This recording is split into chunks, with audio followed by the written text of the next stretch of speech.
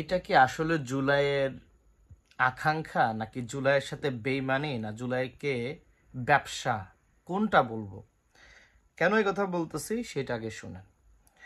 দীপুমণির কাছে বা দীপুমণি যে জেলে আছে সেই জেলে দীপুমণির রুমে কি লাগানো হচ্ছে এসি। দীপুমণির রুমে লাগানো হচ্ছে এসি, সেটা আরো জেলের ভিতরে।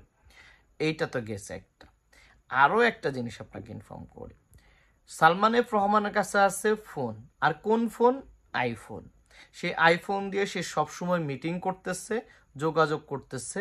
এটি আমার কথা না, এখন আপনি বলতে পারেন আমার কথা বলতে পারেন, এটি একটি শুনেছি কথা থেকে বলতেছি আমি আপনাদেরকে। সো মূল কথায় আসেন, যদি এমনটাই হওয়ার উচিত ছিল তাহলে জেলে রাখার কি দরকার? ছাইরা দেন না, গরুগুলোরা ছাইরা দেন, গরুগুলো ঠুসি দিয়ে মাকে মেরে ফেলাক। জালিয়াতি করার, হ্যাঁ? দীপুমণির জেলখানায় যদি সুখের জন্য হইতো তাহলে সবাই জেলখানায় পাঠাই দেন, আমারও পাঠাই দেন বেটারা। এটাই তো কইতে হবে মানুষে, তো তার কিছু কর নাই। দীপুমণির কাছে এসি লাগাই দিতেছেন, রুমে এসি লাগাই দিতেছেন, সালমানের রহমানরে ফোন দিতেছেন, আর কি বাকি আছে? আবার ডক্টর মোহাম্মদ ইউনূস সাহেব কান্নাকাটিও করতেছেন।